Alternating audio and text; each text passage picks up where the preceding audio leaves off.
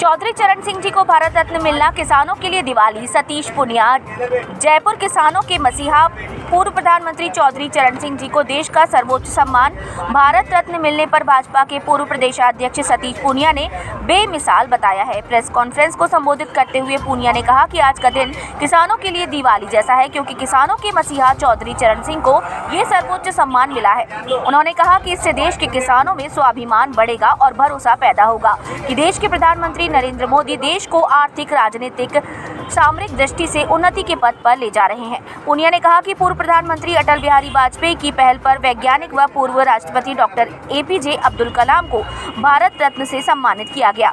भाजपा राष्ट्रवाद को आगे बढ़ा रही है और महान विभूतियों को सम्मानित कर लोगों में भरोसा पैदा कर रही है। पुनिया ने कहा कि प्रधानमंत्री फसल बीमा योजना सहित कई योजनाएं भाजपा सरकार ने चलाई हैं, जिसके कारण किसानों को संबल मिला है। उन्होंने कहा कि देश की तरक्की का रास्ता खेत खलियान से होकर गुजरता है और किसान उसकी धुरी होते हैं। भाजपा सरकार ने MS स्वामीनाथन की सिफारिशों को लागू कर किसानों को राहत प्रदान की। प्रधानमंत्री किसान सम्मान निधि योजना शुरू की और भी कई योजनाएं चलाई गईं, जिसके कारण किसानों का जीवन स्तर उन्नत हुआ है। पुनिया ने कहा कि पूर्व उप प्रधानमंत्री लालकृष्ण आडवाणी को भी भारत रत्न से विभूषित किया गया है। इसके लिए प्रधानमंत्री, राष्ट्रपति आदि का आभार प्रकट करता हूँ।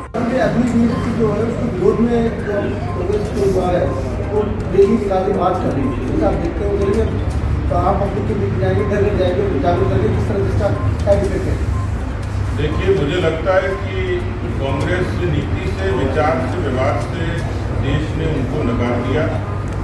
इसलिए राहुल गांधी को भी देश अभी सीरियसली लेता नहीं है।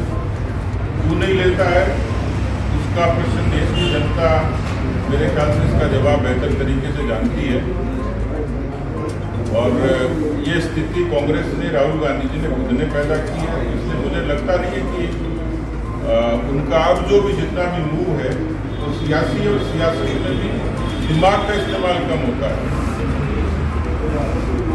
चुनाव कहीं होता है, वो उनकी पदयात्रा कहीं शुरू होती है। उत्तर प्रदेश में चुनाव था और केरल में पैदल यात्रा कर रहे थे। तो मैं उनकी राजनीतिक समझ पर नहीं जाना चाहता, लेकिन मुझे नहीं लगता कि अब राहुल गांधी को कोई सीरियसली लेता है।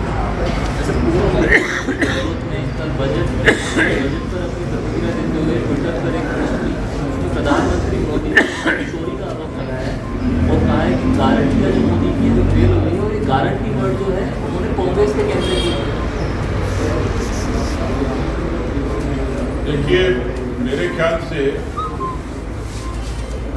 शब्द तो भावना होती है और कोई किसी से चुराता नहीं है। उन्होंने भी कोई शब्द को इस्तेमाल किया होगा तो कहीं न कहीं से उन्होंने चुराया होगा। और यदि वो शब्दों के चुराने को ही चोरी मानते हैं तो उन्होंने, उनकी पार्टी ने देश में कितनी चोरियां की होगी उसका हिसाब किताब देश की जनता ने दे दिया। उनको देश में नकार दिया, प्रदेश में नकार दिया।